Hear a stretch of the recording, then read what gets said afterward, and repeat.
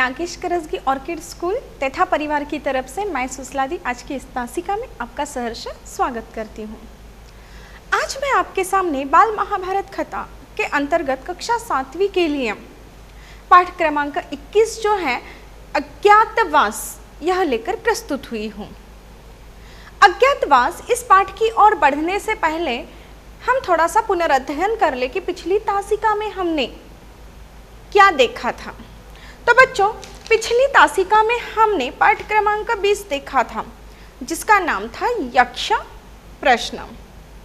मायावी सरोवर में हमने देखा था कि युधिष्ठिर को प्यास लगी थी और इसी कारण पानी लाने के लिए उसके जो चारों भाई हैं वह सरोवर चले जाते हैं, परंतु यक्ष के द्वारा पूछे गए प्रश्न जो है वह बिना सुने या उनके बिना उत्तर दिए ही उन्होंने पानी पीने का प्रयास किया, पानी पिया, इसी कारणवश वह बेहोश हो चुके थे। और उनकी खोज में युधिष्ठिर जो है वह उसी सरोवर के पास आए थे।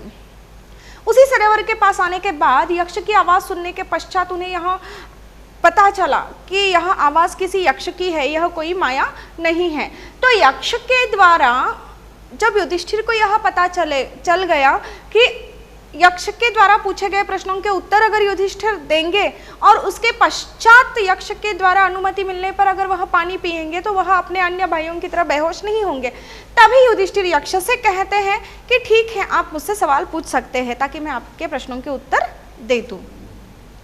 यक्ष के द्वारा अनेक प्रश्न पूछे गए युधिष्ठिर को और उन सारे प्रश्नों के उत्तर युधिष्ठिर ने दे दिए थे और युधिष्ठिर के प्रश्नों से यक्ष जो है वह प्रसन्न हो चुके थे और प्रसन्नता प्राप्त होने के पश्चात यक्ष ने युधिष्ठिर से कहा था कि मैं तुमसे प्रसन्न हूं तो तुम्हारा एक भाई मैं कोई भी जीवित कर सकता हूं।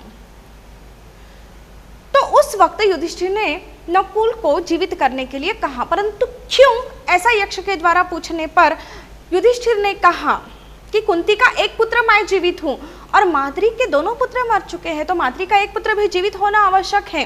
तब उसका यह उत्तर सुनकर यक्ष प्रसन्न हुए और उन्होंने युधिष्ठिर के सारे भाइयों को जीवित कर दिया और वह उन पर अत्यंत प्रसन्न हो चुके थे। इसके पश्चात हमने यह देखा था कि जो 12 वर्ष की अवधि थी उनकी वनवास की, वह उस अवधि में अर्जुन ने इंद्र के द्वारा दिव्यास्त्र प्राप्त कर लिए थे। अर्जुन ने इंद्र के द्वारा दिव्यास्त्र प्राप्त कर लिए थे। भीम ने भी हनुमान को आलिंगन देकर उनसे 10 गुना शक्ति प्राप्त कर ली थी। धर्मदेव का आशीर्वाद भी उन्हें मिल गया था जो यक्ष रूप में थे। तो 12 वर्ष बीत जाने पर युधिष्ठिर ने ब्राह्मणों व अन्य पारिवारिक लोगों को नगर की ओर लौटा दिया। तत्पश्चात उन्होंने यह खबर प्रचलित कर दी कि पांडव आधी रात को सब छोड़कर न जाने कहाँ चले गए और भाइयों की सलाह करके, मतलब युधिष्ठिर ने अपने जो अन्य भाई हैं उनसे सलाह करके यह तय किया कि राजा विराट के यहाँ वह क्या करेंगे, अज्ञातवास में अपना 1 वर्ष बिताएंगे और यह निर्णय पांडवों ने ले लिया था। यह हमने इसके पहले पाठ में देखा था। तो चलिए बच्चों, आज हम आज की पाठ की ओर बढ़ते हैं जिसका नाम है अज्ञातवास। अज्ञातवास जो है इसमें हम देखते हैं कि पांडवों को देखकर जो विराट है उस विराट ने उनको नौकर बनाना उचित नहीं समझा, क्योंकि विराट को पता था कि यह पांडव है और पांडवों को नौकर जैसे बर्ताव देना यह विराट राजा को पसंद नहीं था। इसलिए विराट ने यह बात उचित नहीं समझी।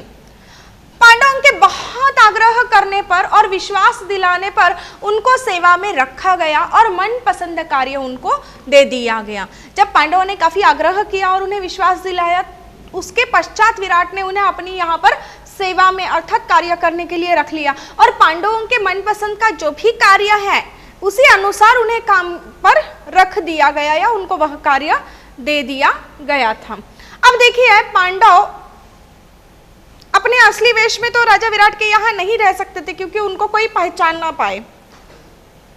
इसीलिए पांडवों ने यह सोचा कि राजा विराट जो है उसके यहाँ वह रहेंगे, परंतु वह रहने के पश्चात अपने रूप बदल कर रहेंगे ताकि उन्हें कोई पहचान ना सके। इसीलिए जब पांडवों को देखकर विराट ने उनको नौकर बनाना उचित नहीं समझा, यानी कि विराट को यह सही नहीं लगा कि यह जो पांडव हैं यह सारे पांडव उनके यहाँ नौकरों जैसे कार्य करेंगे। यह बात राजा विराट को अच्छी नहीं लगती, उसे उनके मन को भाती नहीं है। तो उनके बहुत आग्रह करने पर और विश्वास दिलाने पर उनको क्या किया गया, सेवा में रखा गया। यानी कि पांडवों ने उन राजा विराट जो है उनको काफी आग्रह किया कि उनके यहाँ वह कार्य करेंगे, उनको विश्वास भी दिलाया। और जब उन्होंने आग्रह किया, विश्वास दिलाया, इसके पश्चात ही पांडवों को सेवा में रखा गया राजा विराट के यहाँ। और पांडवों के मनपसंद का जो कार्य है, यानी कि वह जिस कार्य में अधिक रुचि रखते थे, वही कार्य क्या किया गया, पांडवों को दे दिया गया था राजा विराट के यहाँ पर।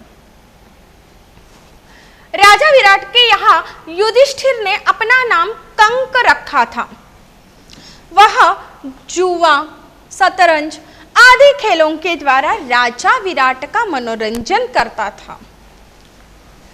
अब देखिए, युधिष्ठिर जो है, हमने देखा था शकुनी प्रवेश में कि शकुनी को यह बात भली भांति पता थी कि युधिष्ठिर को जुआ खेलने का, यानी कि चौरस खेलने का जो खेल है वह काफी पसंद था, परंतु वह खेल उसे अधिक जानकारी प्राप्त नहीं थी उस खेल में युधिष्ठिर को।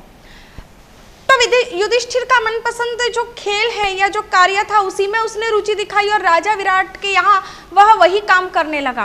तो राजा विराट के यहाँ जो युधिष्ठिर है, जब वह कार्य के लिए आया तो युधिष्ठिर ने अपना नाम बदल लिया। उसने अपना नाम युधिष्ठिर नहीं रखा, उसने अपना नाम क्या रखा, कंक रखा। अब राजा विराट के यहाँ युधिष्ठिर क्या कार्य करते थे, तो राजा विराट के यहाँ युधिष्ठिर कंक इस नाम से जुआ, शतरंज आदि जो खेल है, इन खेलों के द्वारा वह राजा विराट का मनोरंजन करते थे। क्या करते थे, राजा विराट का मनोरंजन करने का कार्य युधिष्ठिर वहां करते थे। अब ये हो गए युधिष्ठिर, इन्होंने राजा विराट के यहाँ कंक अपना नाम रखा और वह जुआ, शतरंज आदि जो खेल है इनके द्वारा राजा का मनोरंजन करते थे। अब जो भीम है वह क्या कार्य करता था, तो भीम ने भी अपना नाम बदल लिया। भीम ने भी क्या किया, अपना नाम बदल लिया और भीम ने अपना नाम क्या रख लिया, वल्लभ। राजा विराट के यहाँ भीम ने अपना नाम क्या रख लिया, वल्लभ रख लिया। अब वह क्या काम करता था, तो यह जो वल्लभ है अर्थात जो भीम है, वह राजा विराट की जो रसोई है वह बनाया करता था, क्योंकि भीम की खुराक भी बहुत थी, इसीलिए रसोई का काम संभालना ही अनुकूल था। मतलब देखिए, जिसको जिस काम में रुचि है या जो कार्य जिसके लिए आवश्यक है वही कार्य उन्होंने चुना है। अब जो भीम है वह अधिक बलवान था, शक्तिमान था, तो उसका खुराक भी ज्यादा था, अर्थात उसका जो खाना है, खुराक अर्थात उसका जो खाना है वह भी ज्यादा मात्रा में था अन्य भाइयों के मुकाबले में। तो इसीलिए भीम ने राजा विराट के यहाँ अपना नाम बदलकर वल्लभ रख लिया और वह राजा विराट के यहाँ उसका काम था कि राजा विराट की रसोई बनाना, अर्थात राजा विराट के लिए खाना बनाना। क्योंकि उसने यह कार्य क्यों चुना था, क्योंकि भीम की जो खुराक थी वह बहुत थी और इसीलिए रसोई का काम संभालना ही भीम के लिए उचित था, अनुकूल था। इसीलिए भीम राजा विराट के यहाँ वल्लभ नाम से रहने लगा और राजा विराट की रसोई बनाना यह कार्य वह करने लगा। और इस कार्य से उसे क्या फायदा था कि भीम की खुराक भी बहुत ज्यादा थी, इसलिए वह जो रसोई का काम है वह संभालना ही अनुकूल था। अब था अर्जुन। अब अर्जुन ने अपना नाम क्या रखा था राजा विराट के यहाँ, तो बच्चों अर्जुन का नाम जो था वह वृहन्नला था। अर्जुन ने अपना नाम क्या रखा था, वृहन्नला।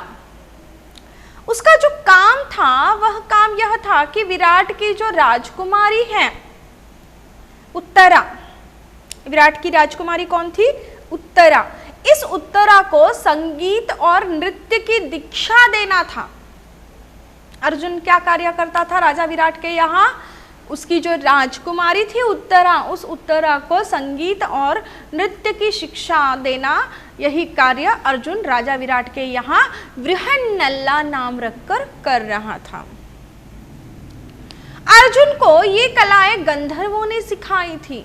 अब देखिए, अर्जुन तो वीर धनुर्धारी था, परंतु विराट के यहाँ वह क्या सिखाता था? राजकुमारी उत्तरा को संगीत और नृत्य सिखाता था। तो अर्जुन को यह कला कहाँ से अवगत हुई? तो अर्जुन को यह जो नृत्य और संगीत की कलाएं हैं ना, यह कलाएं गंधर्वों ने सिखाई थी। इसीलिए अर्जुन नृत्य और संगीत में भी पारंगत था और इसीलिए वह राजकुमारी उत्तरा को राजा विराट के यहाँ वृहन्नला नाम से संगीत और नृत्य की शिक्षा देता था।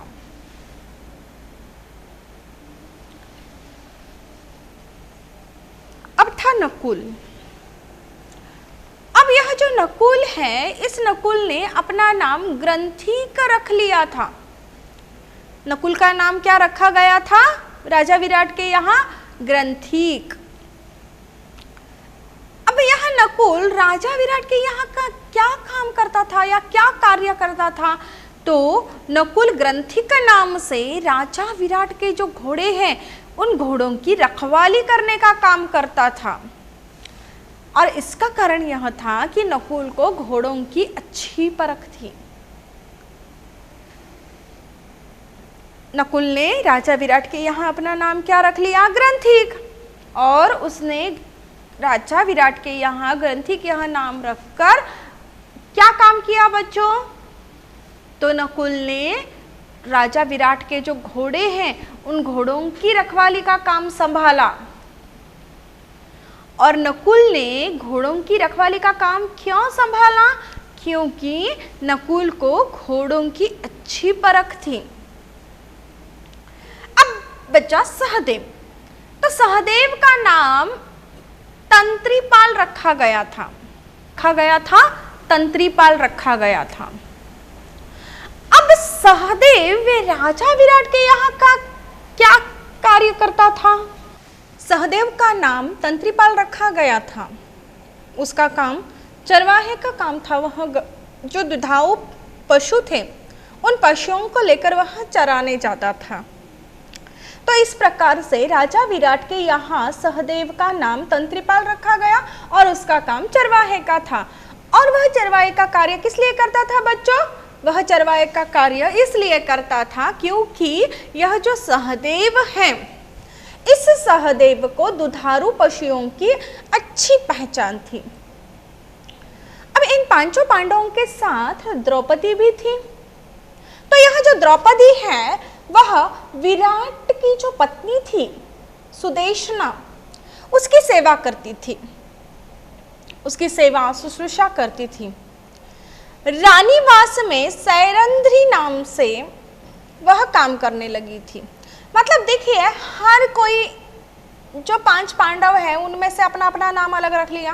द्रौपदी ने भी अपना नाम अलग रख दिया। अब यह जो द्रौपदी है, उसने अपना नाम जो है वह राजा विराट के यहाँ कार्य करते समय सैरंध्री रखा था। क्या रखा था? सैरंध्री।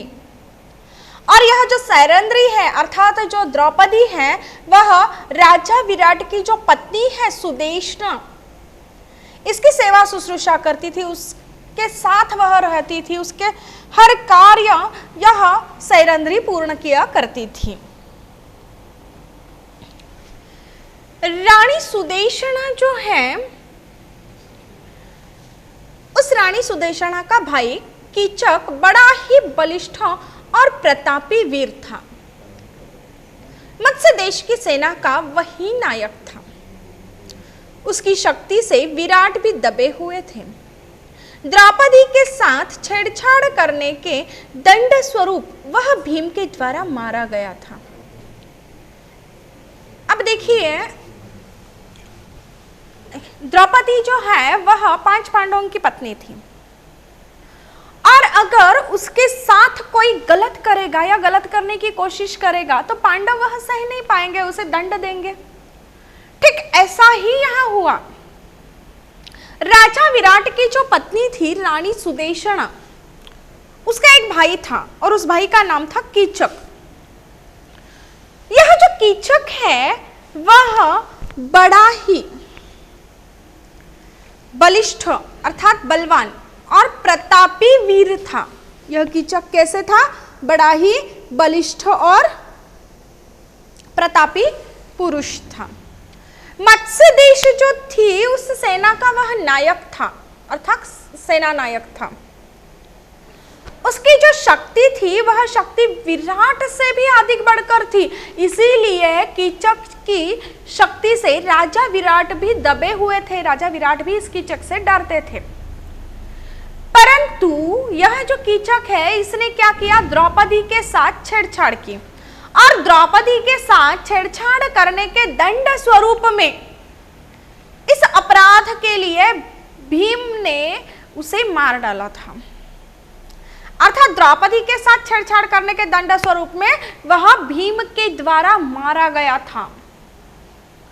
अब यह जो कीचक है वह भीम के द्वारा मारा गया है, यह जो समाचार है, इस समाचार को सुनकर दुर्योधन ने अनुमान लगाया कि कीचक को भीम ने मारा होगा, क्योंकि कीचक जितने बलवान प्रतापी वीर पुरुष को मारने की हिम्मत किसी में नहीं थी। उनका जो बहनोई था कीचक का अर्थात राजा विराट जो थे वह भी इस कीचक से डरे हुए थे, वह भी कीचक से दबे हुए थे। परंतु द्रौपदी के साथ जब इस कीचक ने छेड़छाड़ की, उसे परेशान करने की कोशिश की, तो दंड स्वरूप ने भीम ने क्या किया था? इस कीचक को मारा था। तो कीचक को मारने वाला या इतना बलशाली पुरुष कोई नहीं होगा, वह केवल भीम ही हो सकता है। यह बात या इस बात का अनुमान यह समाचार सुनने के बाद दुर्योधन ने लगाया। क्या अनुमान लगाया बच्चों दुर्योधन ने? कि दुर्योधन ने यह अनुमान लगाया कि कीचक को भीम ने ही मारा होगा। अतः पांडवों की खोज में विराट के मत्स्य देश पर हमला करने का निर्णय लिया गया। अपनी पुरानी शत्रुता का बदला लेने के लोभ में त्रिगर्त देश के जो राजा थे सुशर्मा, उन्होंने मत्स्य देश पर दक्षिण से हमला करने की जिम्मेदारी ली। दूसरी ओर से हमला दुर्योधन ने करना तय किया। अब देखिए यह कैसे है। जब उन्हें इस बारे में जानकारी प्राप्त हुई कि कीचक को मारने वाला दूसरा कोई नहीं तो वह कौन है? भीम ही है और केवल भीम ही कीचक को मार सकता है। तो जब यह समाचार दुर्योधन को मिला तो उसने क्या सोचा कि पांडवों की खोज करनी है, और पांडवों की खोज में वह क्या करना चाहते थे? विराट का जो मत्स्य देश था, जिस प्रकार से दुर्योधन हस्तिनापुर में रह रहे थे, ठीक उसी प्रकार यह राजा विराट मत्स्य देश में रहता था। मत्स्य देश राजा विराट का था। तो इस मत्स्य देश पर हमला करने का निर्णय दुर्योधन ने लिया। इस राजा विराट से दुर्योधन की पुरानी शत्रुता थी और इस पुरानी शत्रुता का बदला लेने के लोभ में जो त्रिगर्त देश के जो राजा थे अर्थात राजा सुशर्मा जो थे, इनकी भी राजा विराट के साथ शत्रुता थी और इस शत्रुता में बदला लेने के कारण यह जो त्रिगर्त देश का राजा था सुशर्मा, उसने मत्स्य देश पर दक्षिण से हमला करने की जिम्मेदारी ली। और दूसरी ओर से हमला करने का निर्णय किसका हो गया? कि दुर्योधन दूसरी ओर से हमला करेगा। यह बात इनमें युद्ध को लेकर तय हो गई।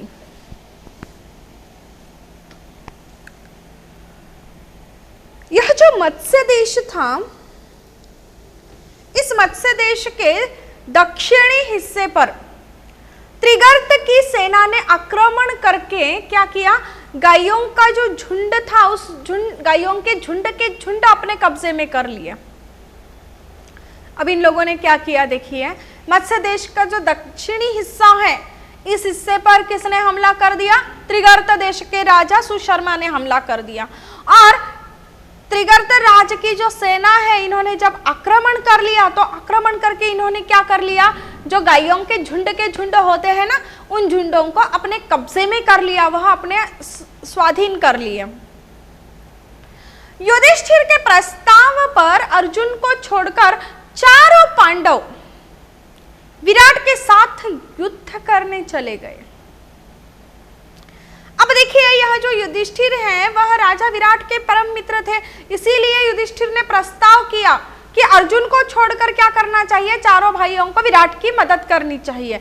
और इसी युधिष्ठिर के प्रस्ताव पर अर्जुन को छोड़कर जो चारों भाई थे, जो 4 पांडव थे, वह चारों पांडव विराट के साथ युद्ध करने के लिए विराट के साथ चले जाते हैं। विराट को सुशर्मा ने बंदी बना लिया। अब राजा विराट जो है उसकी ताकत कम पड़ जाती है, उसकी शक्ति कम पड़ जाती है, उसका बल जो है वह अधिक नहीं होता। तब सुशर्मा जो है, वह सुशर्मा त्रिगर्त देश का राजा जो है, वह क्या कर लेता है, राजा विराट को बंदी बना लेता है।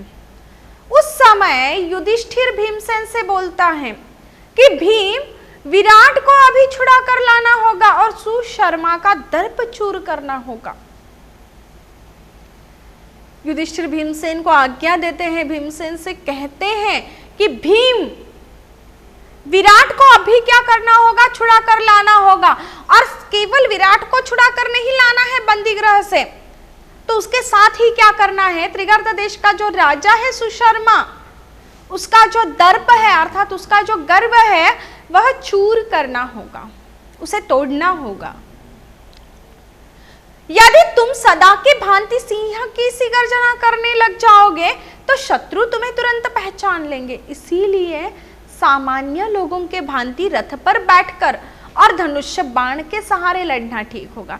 अब युधिष्ठिर भीम को सलाह देते हैं, युधिष्ठिर भीम को सलाह देते हैं, क्या सलाह देते हैं कि यह जो भीम है, अगर वह गर्जना करते युद्ध भूमि में पहुंचेगा या सुशर्मा से या सुशर्मा के बंदी गृह से अगर राजा विराट को छुड़ाने के लिए भीम गर्जना करते हुए जाएगा, चिल्लाते हुए जाएगा, तो जो शत्रु है वह पहचान लेगी कि तुम भीम हो। इसीलिए शत्रु तुम्हें ना पहचाने, इसीलिए तुम्हें क्या करना होगा, जो सामान्य लोग जिस प्रकार से युद्ध करने के लिए जाते हैं ठीक उसी प्रकार तुम्हें जाना होगा। सामान्य लोगों के भांति तुम्हें क्या करना होगा, रथ पर बैठकर और धनुष्य बाण के सहारे ही लड़ना होगा।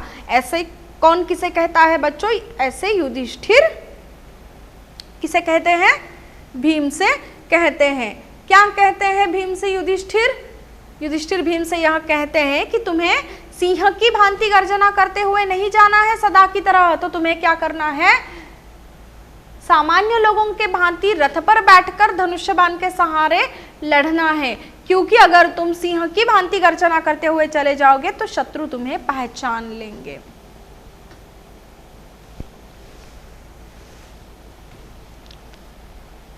अब देखिए, थोड़ी देर की लड़ाई में भीम ने विराट को छुड़ा लिया और सुशर्मा को कैद कर लिया। यह जो भीम है वह तो सर्वशक्तिशाली है, तो त्रिगर्त देश का जो राजा है सुशर्मा, उसके साथ भीम युद्ध में उतर जाता है और उनके बीच में लड़ाई होती है।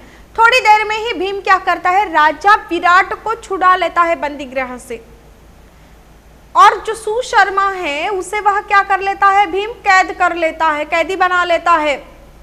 राजा की जीत सुनकर नगर में प्रसन्नता का वातावरण था। राजा की जो जीत हुई विराट राजा की, उससे सुनकर नगर में प्रसन्नता का वातावरण छाया हुआ था। तभी उत्तर की ओर से दुर्योधन ने आक्रमण कर दिया। राजकुमार उत्तर जो था वह कौरव सेना को देखकर घबरा गया। द्रौपदी अर्थात जो सैरंध्री थी, उसके प्रस्ताव पर जो वृहन्नला था अर्थात जो अर्जुन था, वह अर्जुन को उत्तर का सारथी बनाया गया। उत्तर के घबराने पर अर्जुन ने कहा, राजकुमार घबराओ नहीं, तुम तो सिर्फ घोड़े की रास संभाल लो। अब देखिए, जब दुर्योधन ने उत्तर की ओर से आक्रमण कर दिया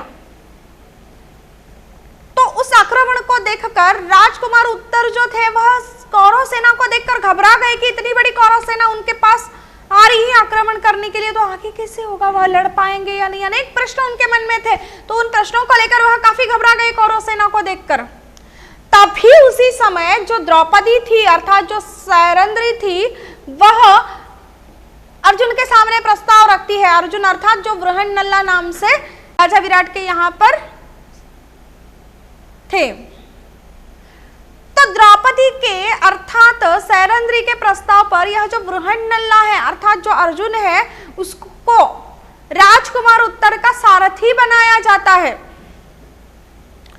और उत्तर के घबराने पर अर्जुन जो है वह उत्तर को धीरज बंधाते हुए कहते हैं कि राजकुमार अभी आप घबराओ नहीं, भले कितनी ही कौरव सेना क्यों ना आए तो राजकुमार को क्या नहीं करना है, घबराना नहीं है।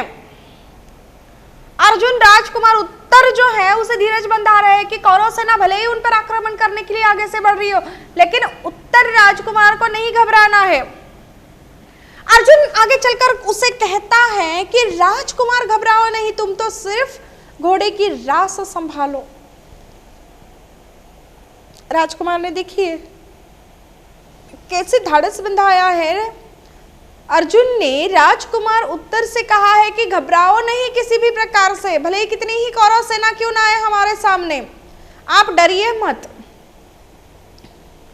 अर्जुन कहता है राजकुमार उत्तर से कि उसे केवल क्या करनी है, घोड़े की रास संभालनी है। राजकुमार उत्तर को क्या करना है, केवल घोड़े की रास संभालनी है, उसे युद्ध नहीं करना है, उसे घबराना नहीं है।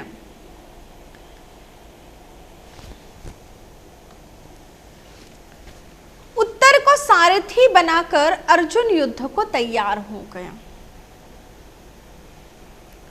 अब देखिए उत्तर को सारथी बनाकर यह जो अर्जुन है वह युद्ध करने के लिए तैयार हो गए। द्रोणाचार्य को विश्वास हो गया कि यह तो अर्जुन है और यह बात संकेत से भीष्म को भी बता दी। आचार्य द्रोण, पितामह भीष्म यह पांडवों के गुरु रह चुके हैं, तो एक गुरु अपने शिष्य को नहीं पहचानेगा। जैसे ही उत्तर को सारथी बनाकर अर्जुन युद्ध में या युद्ध भूमि में आता है, युद्ध करने के लिए तैयार हो जाता है, तो उसी वक्त जो द्रोणाचार्य है उनको यह विश्वास हो जाता है कि यह तो कौन है, अर्जुन है।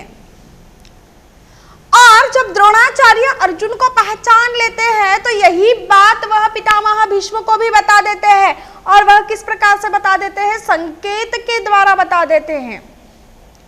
द्रोणाचार्य जो है वह पितामह भीष्म जी को यह बात संकेत द्वारा बता देते हैं कि उनके सामने जो युद्ध में खड़ा हो गया है वह कौन है, अर्जुन है। कौन है बच्चों, अर्जुन है।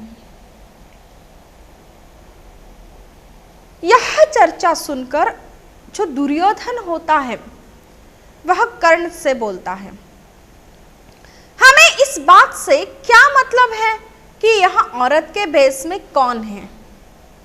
मान ले कि यह अर्जुन ही है, फिर भी हमारा तो उससे काम ही बनता है ना, क्योंकि शर्त के अनुसार उन्हें 12 वर्ष का वनवास भुगतना पड़ेगा। अब देखिए यह जो दुर्योधन है वह कितना मतलबी है। वह आचार्य दुर्योधन माफ कीजिए आचार्य द्रोणाचार्य तथा पितामह भीष्म के बीच में जो संकेत द्वारा बात होती है कि उनके सामने अर्जुन है युद्ध करने के लिए, और यही चर्चा जब दुर्योधन सुनता है तो यह चर्चा सुनकर दुर्योधन जो है वह कर्ण से बोलता है कि हमें इस बात से क्या मतलब है कि हमारे सामने कौन है। उन्हें इस बात से भी कोई मतलब नहीं है कि औरत के भेष में उनके सामने कौन है। दुर्योधन कर्ण से यह कहता है कि मान ले कि यह अर्जुन ही है तो फिर हमारा उससे काम ही बनेगा, क्योंकि उस बात से उन्हें कोई नुकसान नहीं पहुंचेगा, होगा तो उन्हें फायदा ही होगा। क्योंकि शर्त के अनुसार दुर्योधन ने पांडवों को पहचान लिया है, इसी कारण पुनः 12 वर्ष का वनवास क्या करना पड़ेगा, पांडवों को भुगतना पड़ेगा। अर्जुन ने डोरी चढ़ाकर 3 बार जोर से टंकार की और शंख बजाया। जब अर्जुन ने ऐसा किया कि डोरी चढ़ाकर वह 3 बार जोर से उन्होंने टंकार की और शंख बजाया, तो उसी वक्त जो पूरी कौरव सेना थी वह कौरव सेना घबरा गई, वह कांप उठी और वह इस बात से घबरा गई या इस बात से कांप गई कि अब कौन आ चुके हैं? पांडव आ चुके हैं। युद्ध भूमि में कौन अवतरा है? पांडव। मतलब देखिए, अर्जुन ने केवल डोरी चढ़ाकर 3 बार जोर से टंकार की और शंख बजाया, तो इसी शंखनाद से, इस टंकार की ध्वनि से ही कौरव सेना पूरी थर-थर कांपने लगी। और वह इसलिए कांपने लगी, घबरा गई, डर गई कि अब युद्ध भूमि में कौन आ गए? पांडव आ गए। तो आज हमारा यह पाठ अज्ञातवास यही समाप्त होता है। अगला पाठ अगले तासिका में। धन्यवाद एवं शुभ दिन।